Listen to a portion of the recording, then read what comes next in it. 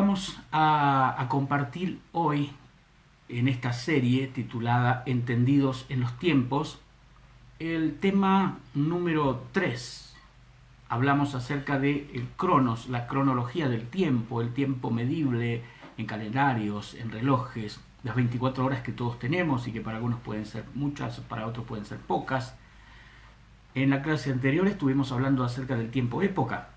Toda época es marcada por un evento y a partir de ese evento se inicia una época. No siempre los eventos son voluntarios nuestros, a veces son cosas que nos suceden, que nos ocurren y las dividimos en dos, en positivas, en negativas, y que marcan época con esa misma característica, consecuencias negativas o consecuencias positivas. Y si bien no podemos decidir nosotros cuándo comienzan la mayoría de esos eventos, algunos sí, no todos, lo que sí podemos nosotros es determinar cuándo concluyen, o si concluyen en realidad. Los negativos es lo mejor tomar una determinación de decir, cierro esta época, termino acá, sano esto y abro una época nueva en mi vida diferente. Si son buenos, bien, queremos que permanezca, queremos incluso que se acentúe, que se aumente, que perdure en el tiempo, cuando es una buena época marcada por un evento feliz o un evento positivo. Y hoy, el tercer elemento, la tercera concepción del tiempo que encontramos en las Escrituras es la noción de las etapas. Todo proceso tiene una etapa. Permítanme abrir aquí un paréntesis acerca de la palabra proceso. Cada vez que hablamos de proceso, ha tenido últimamente una connotación negativa y ha servido mucho como para responder un poco a los interrogantes de las personas que están padeciendo algo, sufriendo alguna situación en cualquiera de las áreas de su vida. Y a veces ha sido una respuesta muy fácil decir, estás en un proceso, estás atravesando un proceso. Y la palabra proceso parece ser que nadie quiere el proceso, porque el proceso tiene que ver con sufrimiento, pero en realidad no. No todos los procesos son de sufrimiento, no todos los procesos son de amargura, no todos los procesos son para generar aflicción en la persona. Hay procesos buenos, hay procesos positivos. Esos procesos están marcados por etapas. Las etapas son las que componen ese tiempo de proceso. El proceso de la gestación de un bebé en su vientre no es un proceso de sufrimiento, no está pasando por un proceso de que pobrecito está sufriendo el bebé, no. Es un proceso de desarrollo, de crecimiento, donde van apareciendo y se van formando en su cuerpo todas cosas positivas, todo lo que va a necesitar cuando nazca y luego se vaya desarrollando y creciendo como individuo, como persona. Es decir, no todos los procesos son malos, no le hagamos esa mala publicidad a la palabra proceso, ni tampoco usemos la palabra proceso para responder a todo lo que la gente está pasando. No toda la gente está pasando por procesos. Muchas veces las cosas que uno vive de manera negativa a veces tienen que ver con épocas que no hemos cerrado y no con un proceso que Dios quiere que nosotros vivamos. De hecho, son consecuencias a veces de malas decisiones nuestras o de otras personas y que nos terminaron afectando, pero no siempre son procesos por los que necesariamente tenemos que atravesar. Pero en las etapas tiene que ver con esos periodos de tiempo que forman parte de lo que luego va a ser un todo. En la época escolar, por ejemplo, que yo les ponía como para que graficar un poquito lo que era la época. Bueno, la época escolar tiene etapas, la etapa del primer grado, de segundo, de tercero, así hasta terminar. La época de secundaria tiene también sus diferentes etapas. El asunto con las etapas es que esas etapas deben ir funcionando de manera correlativa y de manera continua. Cuando uno se detiene en una de esas etapas, lo que va a ocurrir es que el tiempo cronológico va a ir jugando en contra de uno, porque uno ya le está dedicando más tiempo. Es decir, pongamos de vuelta el ejemplo del estudio. Si voy repitiendo más de un año dentro de mi proceso de estudio, es decir, tengo que volver a pasar otra vez la etapa del primer año, pasar de nuevo la etapa del segundo año y sigo dentro de la misma época escolar, pero estoy pegado a una etapa que no está llevándome al cierre de esa época, me está deteniendo innecesariamente dentro de un momento de esa época, esa etapa. Entonces, ¿qué es lo normal, lo lógico? Conectar el primer año con el segundo, con el tercero, con el cuarto, hasta terminar, y no conectar el primero con otra vez el primero. Porque entonces yo estaría ya detenido en una etapa y estaría frenando de esa manera mi crecimiento. Anoté y tengo algunos pasajes aquí. Los dos problemas que ocurren con respecto a la etapa, uno de esos problemas es el detenernos demasiado tiempo en una etapa y no pasar a la siguiente, cuando llegue el momento lógico, pasar a la siguiente etapa. El otro problema, el otro peligro que puede ocurrir con respecto a las etapas es saltearme etapas, es decir, no vivir cada una de esas etapas de la vida de manera natural, de manera normal, sino ir haciendo las cosas de forma prematura. Y acá es una cuestión bien interesante. Y tenemos una sociedad que tiene este grave problema, una sociedad que trata de quemar etapas, de que todos quememos etapas. Cada vez las edades de iniciación sexual son menores, son cada vez más chicas, los embarazos ya no son solo de adolescentes, son prácticamente de niñas, que están quemando etapas, no están viviendo una etapa de niña y pasando por la etapa natural, la niñez, la adolescencia, la juventud, luego al llegar a la época adulta, sino que se convierten en niñas madres con apenas un poco más de una década de diferencia de edad entre ella y su bebé. Entonces ese quemar etapas es toda una influencia social que uno tiene que tener mucho cuidado. Hoy vemos, por ejemplo, algunas de las aplicaciones de videos de padres que filman a sus niñas muy pequeñas con movimientos provocativos, con movimientos sensuales, o cantando canciones o letras de reggaetón que son asquerosas, realmente repudiables, que están en lenguaje de niñas que no tienen totalmente la idea de lo que significa lo que están diciendo, pero que están siendo expuestas a ese tipo de quemar etapas, o como cuando a los niños pequeños se les pregunta, ¿ya tenés novio? ¿Tenés novia? Y pareciera ser que ya les van inventando un noviazgo cuando recién todavía son muy pequeños y son niños, o van vistiendo a las niñas como adolescentes y ya como jóvenes. El quemar etapas es realmente muy dañino, porque todo eso que debió haber ocurrido en el proceso normal de su desarrollo y de su crecimiento, no es porque sí, va preparando mentalmente, psicológicamente, emocionalmente a la persona para ir entrando de manera normal en las diferentes etapas de desarrollo y de crecimiento.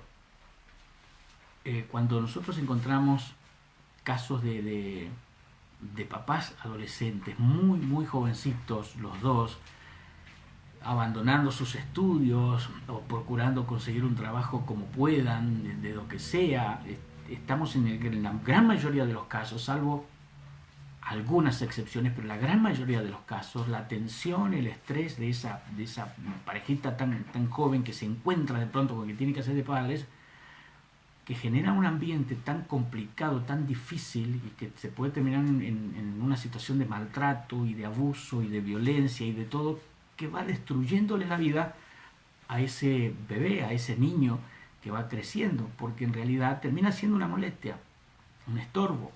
A la chica adolescente que siente que por culpa de que ahora tiene el bebé no puede salir y hacer lo que antes hacía, o el bebé que siente que quedó como que lo agarraron ahora a través de un embarazo y bueno, tiene que hacer cosas que no pensó que a esa edad las iba a tener que hacer. Entonces el quemar etapas en todos los órdenes es peligroso. La Biblia nos habla acerca de eso y se enfoca mucho también la Biblia con respecto al tema de quemar etapas en lo espiritual o en lo ministerial. Y quiero tomar estas dos referencias. Una, cuando Pablo le habla a los corintios, y luego el escritor de Hebreos, que hay toda una cuestión teológica de quién es el que realmente que lo escribió. Yo, si hubiera que votar por quién lo escribió, votaría que fue Pablo. Pero nos va a hablar de estos dos problemas que existen. Uno, el quedarse demasiado tiempo en una etapa y detener el crecimiento. Y otro, el quemar etapas y saltar a cosas para las que todavía nosotros no estamos listos, no estamos todavía preparados. Las dos cosas son problemas y las dos cosas afectan. Primera Corintios capítulo 3, el apóstol Pablo habla del primero de los problemas, que es quedarse en una etapa y no avanzar hacia la siguiente. Primera Corintios 3, versículo 1 en adelante, versículo 1 y 2, vamos a leer. Le dice a los corintios el apóstol Pablo: de manera que yo, hermanos, no pude hablarles como a espirituales, sino como a carnales, como a niños en Cristo. Les di a beber leche y no vianda, porque aún no eran capaces, ni son capaces todavía. Y luego explica o desarrolla un poco más la idea de a qué se refiere con eso de que eran carnales y que eran niños. Y era porque estaban divididos y era un poco como el club de fans de Pablo, el club de fans de Pedro, el club de fans de Apolo. Y se peleaba cada uno por su referente, es decir, es como si en este tiempo cada uno tomara un ministro reconocido y sigue a ese y pelea con los que siguen al otro. Entonces dice, ni Pablo, ni Pedro, ni Apolo, ninguno dio la vida por ustedes, sino Cristo. Ninguno de nosotros es nadie sino solamente Cristo. Y estaban los otros también, lo que decían, yo soy de Cristo. Y eso no lo hacían en el buen sentido de que se identificaban con Cristo. Si yo soy de Cristo y no escuchaban a Pablo, ni a Apolo, ni a Pedro, que era ya una cuestión como anárquica, que tampoco era buena.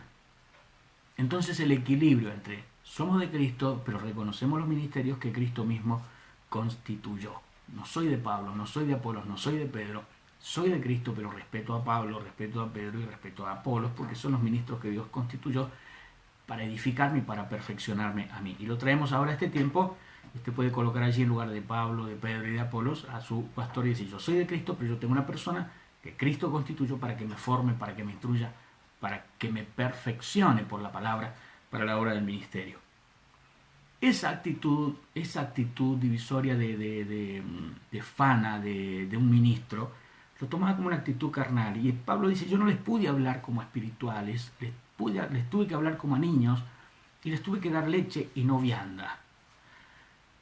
Hay una frase que le dijo Jesús a los discípulos y que a mí me quedó como una espina clavada con esa frase, cuando le dice, hay otras cosas que les tengo que decir pero que ahora no la pueden sobrellevar. Y digo, ¿qué habrá sido? ¿Qué fue eso que él en ese momento no les podía comunicar o no les podía revelar? ¿Se acuerdan cuando hablamos acerca del tiempo cronológico y de cómo los discípulos se distrajeron de cuando Jesús les estaba enseñando sobre su muerte y sobre su resurrección, porque estaban distraídos pensando cuál de ellos era más importante? Y cuando le empieza a enseñar sobre la humildad, ahora están distraídos pensando en que hay otro que no se junta con nosotros y anda reprendiendo demonios, y fuimos y le dijimos que no lo haga más.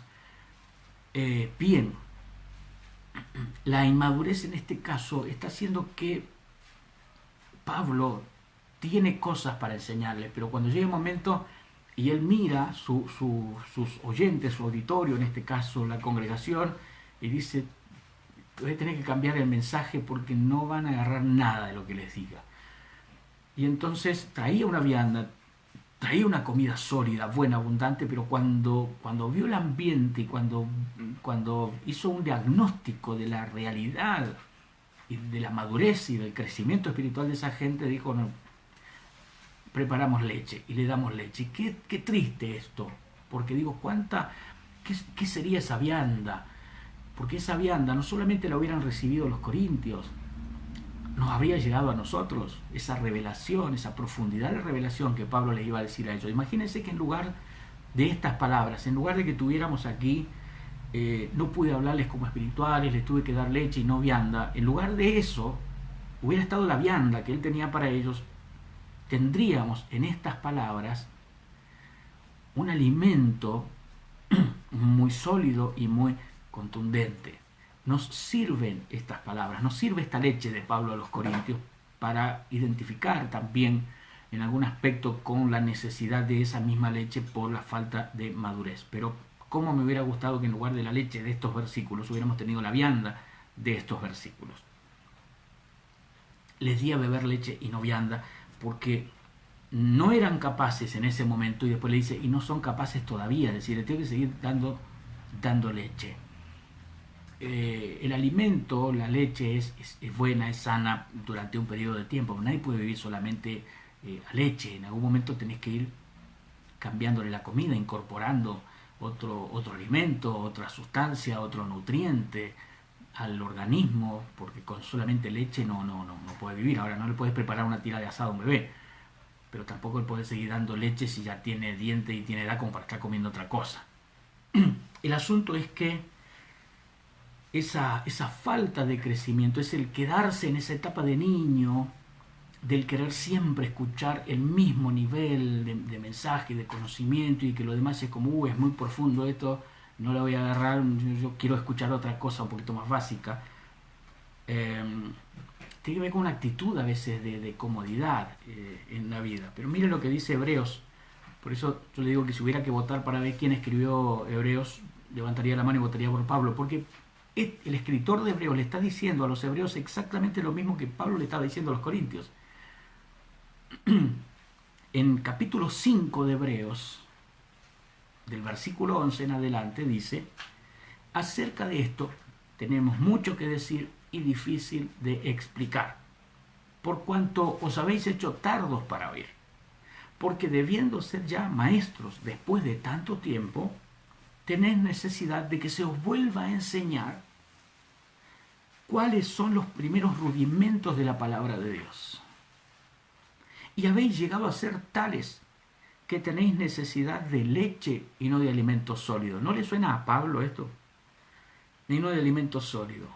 Y todo aquel que participa de la leche es inexperto en la palabra de justicia porque es niño.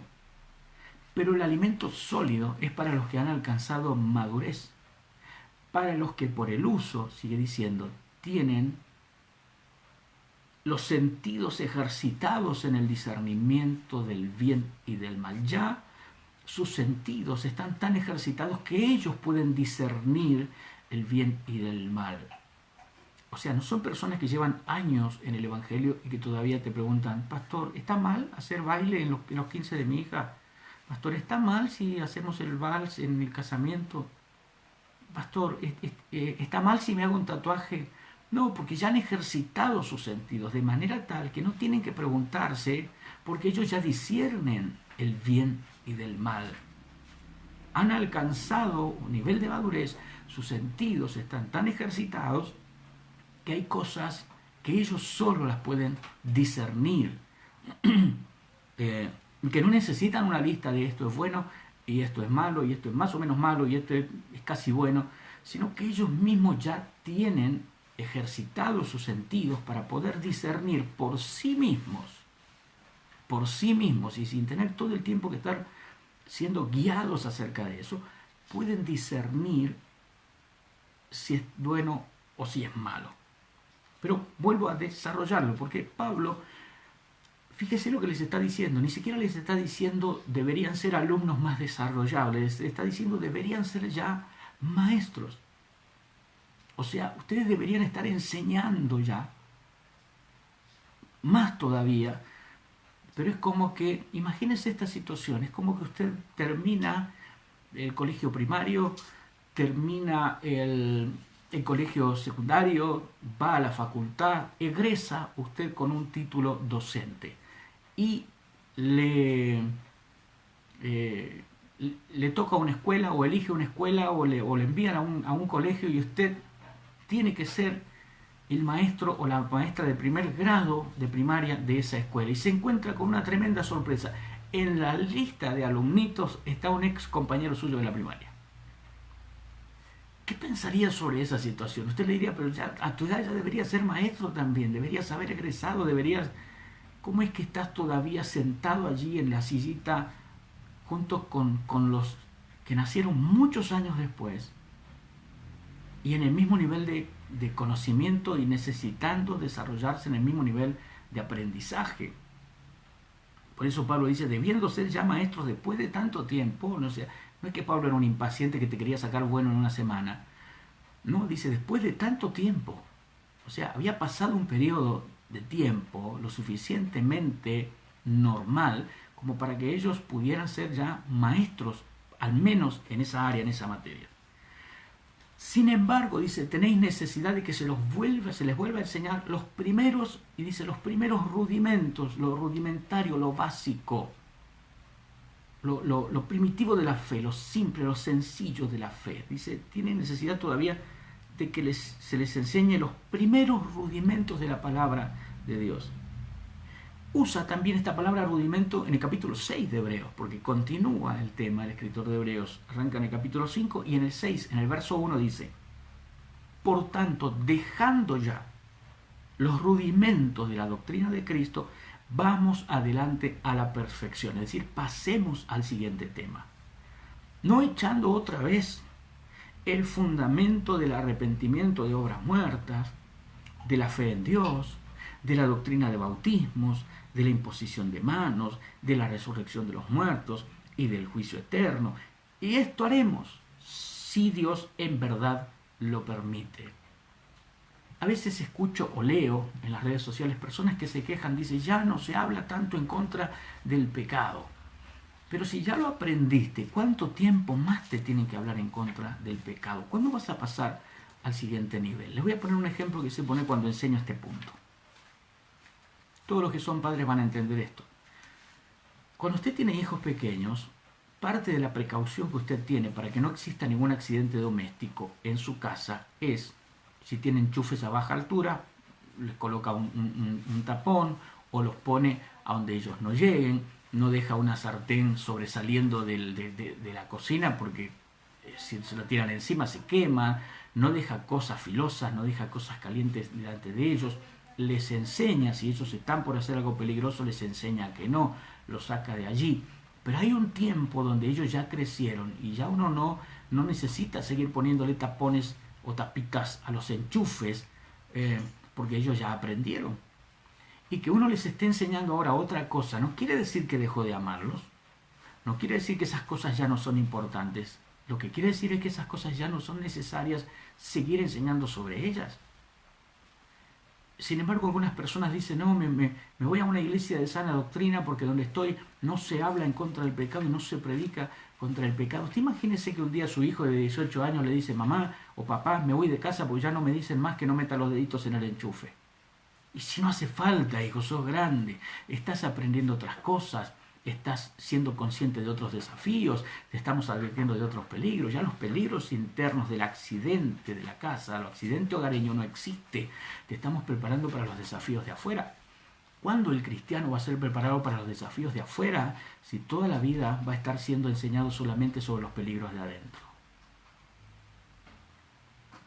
Nadie en su sano juicio se iría de casa y les reprocharía a sus padres, me voy papá, me voy mamá, porque ustedes ya no me aman como antes, porque ya no me dicen todos los días, no metas los deditos en el enchufe, no toques eso porque quema. No, porque imagínense que tiene 14, 15 años, 20 años y cuando se acerca a la cocina la mamá le dice, no, tuto, no toque porque se quema, nene. Ya es grande, o sea, ya eso lo sabe, lo asumió. Y en la vida de fe, en el cristianismo, en el evangelio, de la misma manera, te enseñan al principio lo básico. ¿Qué significa el bautismo? Has muerto una vieja vida, has resucitado a una vida nueva.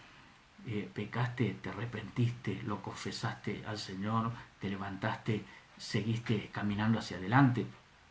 ¿Cuántas veces, cuántos años tienen que enseñarle a uno de que no meta más los deditos en el enchufe? Por eso el apóstol, el escritor de Hebreos, insisto yo con que fue Pablo, dice, dejando ya los rudimentos de la doctrina de Cristo, vamos adelante a la perfección, pasemos al siguiente tema. Pasemos al siguiente tema. porque eso tiene que ver con tu crecimiento. Si ya en primer grado te enseñaron las letras y te enseñaron las primeras sumas, no puedes estar en séptimo grado de la primaria contando palitos, y un palito más dos palitos más otro palito son dos palitos. No, ya estás haciendo otro cálculo matemático, ya estás con otro tipo de cifras. Y no es que la maestra de séptimo no te ama porque no te enseña igual que la de primero. No, es que estás en otra etapa. Y en cada etapa de tu vida y de tu crecimiento vas a ser tratado diferente. Te van a tratar diferente. Porque creciste, te van a tratar diferente. Porque cuando vas creciendo, va cambiando tu estado. Y al cambiar tu estado, pasaste a otra etapa, te van a tratar diferente. Es así como funciona. Cuando llegaste al jardincito te trataban como un alumnito de jardín. Cuando entraste a la secundaria no te van a tratar como un alumnito de jardín. Cambió tu estado. Y cuando cambia el estado cambia el trato, cambian los desafíos, cambian las exigencias, tus obligaciones. Y esto en la iglesia es exactamente lo mismo.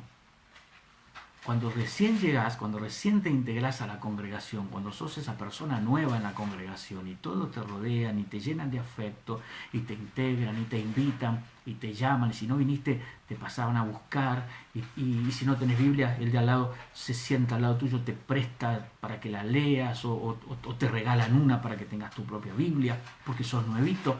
Pero si ya llevas un tiempo en la congregación, no podés esperar que te sigan tratando igual. Y no es porque no te aman, es porque cambió tu estado. Y cuando cambia tu estado, cambia el trato. Es distinto. Y entonces sí, ya antes a mí me venían a buscar y me llamaban, y ya el hermano de al lado ya no me presta más su Biblia para que lo lea, porque ya deberías tener la tuya a esa altura. Y pues ya no necesitas que te sigan yendo a buscar para que te congregues. Ya es tu iniciativa, es tu decisión. Creciste, te sacaron las rueditas de los costados de la bicicleta, ya tienes que mantener el equilibrio solo.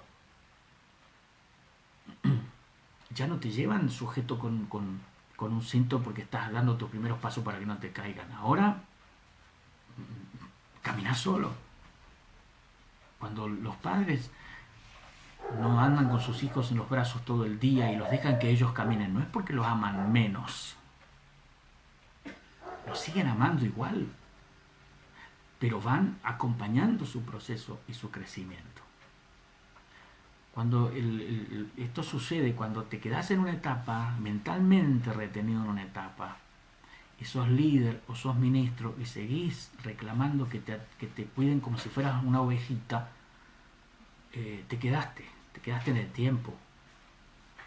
Ya no sos la ovejita que hay que cuidar. Ahora sos el obrero que puede ayudar a cuidar a las ovejas nuevas. Pero imagínate, si querés que te sigan atendiendo igual que el primer día cuando eras nuevo, cuando deberías estar vos ayudando a atender a los que están llegando nuevos. Te quedaste en esa etapa, no avanzaste y no creciste. Entonces va a decir, ¿por qué a mucha gente le resulta más práctico o más sencillo ir cambiando de congregación todo el tiempo? Porque vuelven a vivir la experiencia del nuevo y los vuelven a enterar como nuevitos, y lo va a visitar el pastor a su casa y son otra vez la familia mimada porque son nuevos. Cuando ya dejaron de ser los nuevitos, bueno, se van a otro lado porque quieren seguir siendo nuevitos, y allí ya no pueden ser más nuevitos, entonces tienen que ser nuevitos en otro lado. Pero así no vas a crecer. Te vas a quedar frenado en una etapa de hermanito nuevo y siempre vas a ser la familia nueva que acaba de llegar en todos lados. La idea es que puedas crecer, la idea es que puedas desarrollarte, que aceptes desafíos más grandes. Ya no te van a enseñar más a no meter los dedos en el enchufe. Te van a enseñar otras cosas, los peligros de afuera, una cosmovisión mucho más amplia, más grande, mayor.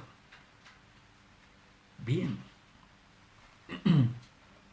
Por eso Hebreos 6, fíjese qué interesante lo que dice en el verso, el número 3 dice, y esto haremos si Dios en verdad lo permite, porque es imposible que los que una vez fueron iluminados y gustaron el don celestial y fueron hechos partícipes del Espíritu Santo y asimismo gustaron de la buena palabra de Dios y los poderes del siglo venidero y recayeron, sean otra vez renovados para arrepentimiento. crucificando de nuevo para sí mismos al Hijo de Dios y exponiéndole a vituperio. ¿Qué quiere decir eso? ¿Que no hay más perdón? No. Lo que quiere decir es que si vos te apartaste, recaíste, no hay que evangelizarte de vuelta. Hay que recordarte lo que ya aprendiste para que puedas levantarte y retomar desde donde caíste. No volver al principio otra vez como si fuera la vida espiritual una especie de juego de la oca que retrocede, vuelve al principio, avanza 2 casilleros, retrocede 10. No. Por eso el escritor de Hebreo está tan interesado en el crecimiento, en el desarrollo, en que vayas viviendo las diferentes etapas. Eso dice la palabra de Dios en Proverbios 4:18. Mas la senda del justo es como la luz de la aurora que va en aumento hasta que el día es perfecto. Crecimiento, etapa. Bien, decíamos que uno de los puntos es el hecho de quedarte en una etapa y no pasar a la siguiente. Pero el otro peligro, les decía, es el quemar etapas.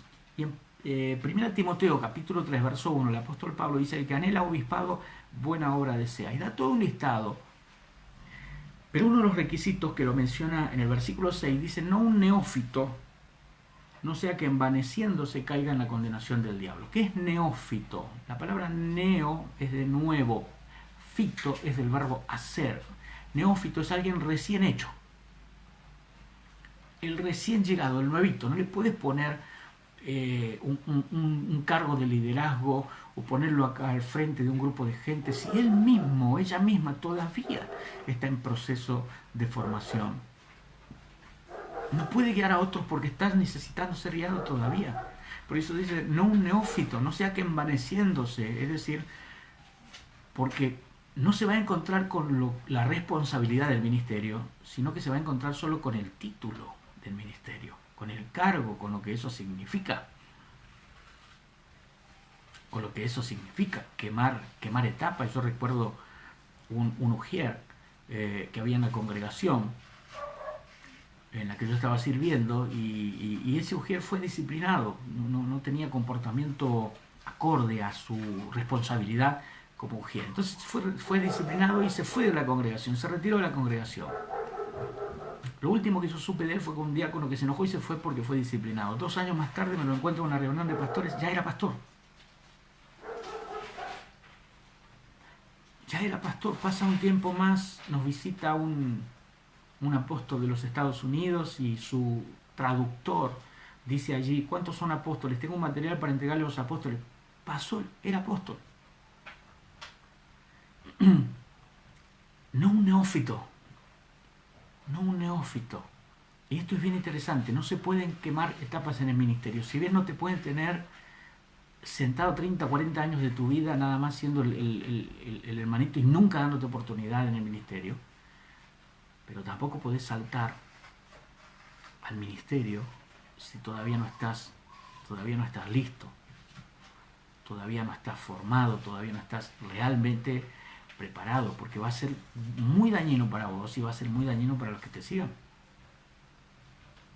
Porque la demanda y la presión, porque uno no puede pastorear o dirigir a un grupo como a uno le parece, como uno quisiera, como uno le gustaría, ¿no? Vos tenés que perfeccionar a los santos para la obra del ministerio basado en la palabra. Si alguno habla, dice Pedro, 1 Pedro 4:11, si alguno habla, hable conforme a la palabra de Dios. Si alguno ministra, ministre conforme al poder que Dios da. A veces se confunde. A veces los hermanos mismos promueven líderes y los convierten ellos mismos en pastores cuando todavía no están listos para eso. Porque tiene don para predicar, porque tiene elocuencia, porque Dios le usa, porque te oró y Dios te sanó. Y entonces vos decís, vos ya tendrías que ser pastor, vos ya tendrías que abrirte una iglesia, porque vos ya estás para ser pastor. Pero predicar bien no es señal de que ya estás para pastor. Porque la predicación es, si lo ponemos en 70-30, la predicación es el 30% de todo lo que involucra el trabajo pastoral, todo lo que haces antes y después del mensaje. El hecho de que una persona sea un buen predicador, o que Dios lo use en milagros, no necesariamente significa que ya están para pastorear una iglesia. Entonces cuando te saltas y quemas etapas, es como una fruta que uno la corta antes de tiempo.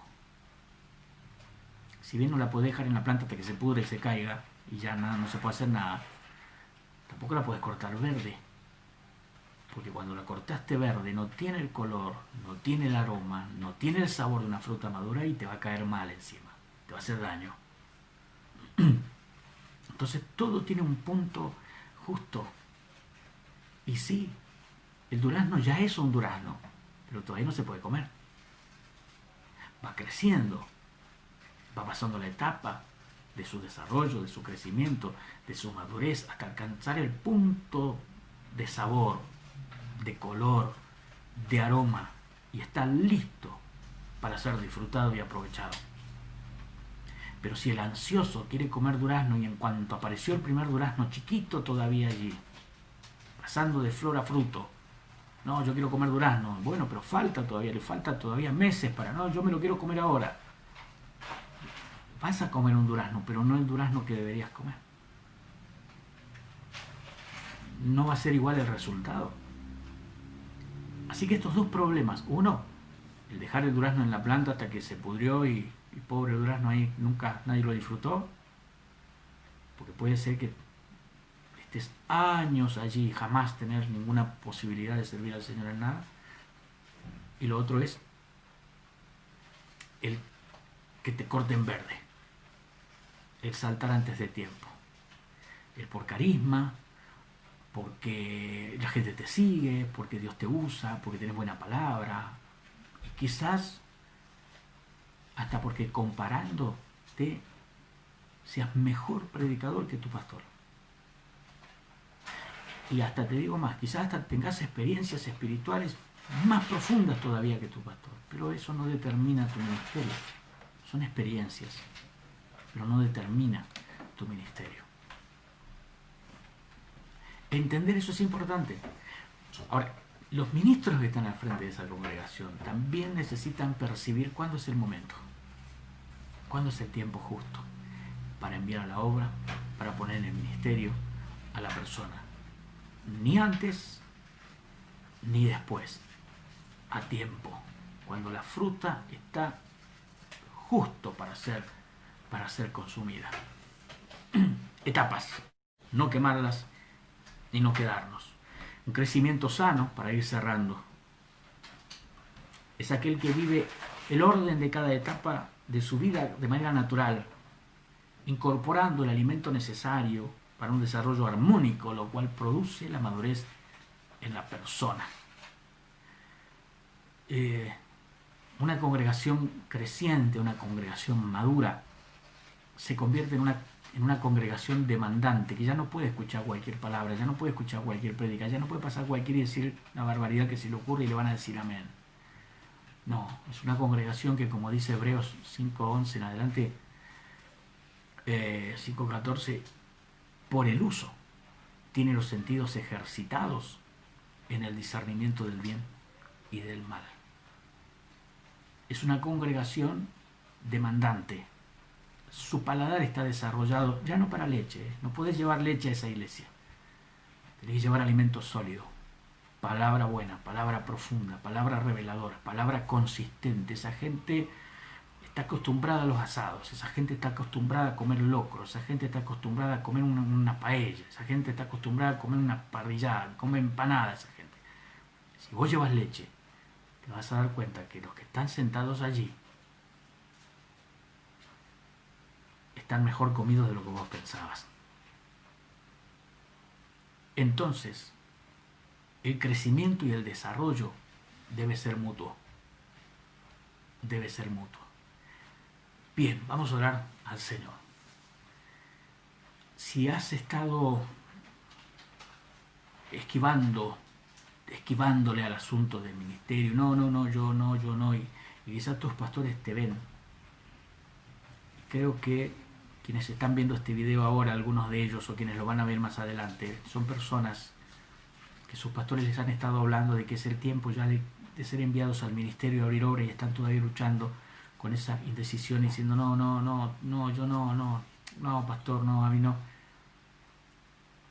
Y sabés que están viendo algo en tu vida que vos mismo no estás viendo. Como la parábola de los talentos.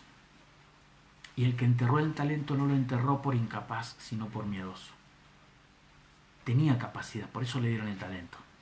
Porque le dio a cada uno según su capacidad. Es decir, que el Señor que le dio el talento vio en él una capacidad que él mismo no vio. No sea que uno entierre el talento, no por incapaz, sino por miedoso. Confía. Porque puede ser que tus pastores estén viendo en vos algo que vos mismo todavía no descubriste. Y entendí que uno puede servir a Dios por ofrecimiento o por demanda. Servir a Dios por ofrecimiento es poner en sus manos lo que yo sé hacer. Servir por demanda es dejar que Él me revele lo que yo sé hacer. Porque el servir a Dios por ofrecimiento está limitado. Es decir, esto es lo que yo puedo hacer, hasta acá llego. Pero servir a Dios por demanda es dejar que Él me revele qué capacidades tengo que yo mismo no me he dado cuenta y que nunca las voy a saber hasta que sea lanzado a la oportunidad. Nunca sabrás lo bueno que podés hacerlo si nunca te pones para hacerlo, si nunca te dan el espacio para hacerlo, o si no te animás cuando te dieron el espacio para hacerlo. Y todas las cosas tienen su tiempo. Hay un kairos de Dios, de eso vamos a hablar en la clase que viene. El tiempo kairos de Dios, un tiempo oportuno, que es ahí o pasó el tren. Pero estamos hablando ahora de etapa. Dios es un Dios de oportunidades, de nuevas oportunidades. Así es que si has estado detenido y enojado porque ya no están hablando de cosas básicas, que te parece que eso es sana doctrina, cosa básica, bien, entendé que ya lo de los dedos y los enchufes no te hace falta, porque ya lo sabes. Y no necesitas que te lo digan de nuevo para no meter los deditos. Necesitas que te enseñen otras cosas, otro nivel. Como dice Pablo, vamos a la perfección. Cambiemos de tema, vamos a otra cosa. Esto lo aprendimos, lo archivamos, lo hacemos, vamos al siguiente nivel. Oramos al Señor. Padre, te adoramos y te bendecimos, Dios maravilloso. Te damos gracias, Señor. Te pedimos perdón si hemos cometido uno o los dos errores con respecto a las etapas. Si nos hemos quedado en la misma etapa y no hemos avanzado a las siguientes, o si nos hemos salteado etapas por ansiosos, por impacientes, y nos olvidamos del proceso de aprendizaje y de desarrollo. Si estamos verdes todavía y actuando como que ya estamos maduros, o si ya estamos maduros y seguimos pensando que todavía nos falta, ayúdanos a discernir el tiempo que vivimos, a ser entendidos en los tiempos, para no quemar etapas ni desperdiciarlas. Danos, Padre, esa sabiduría. En tus manos están nuestros tiempos. Guíanos, Señor. ¿En qué etapa deberíamos estar ahora? ¿Más atrás de donde estamos o más adelante de donde estamos? Ayúdanos a ubicarnos en el tiempo adecuado, ideal, correcto, Padre, con tu ayuda, Señor. Trasládanos en el Espíritu.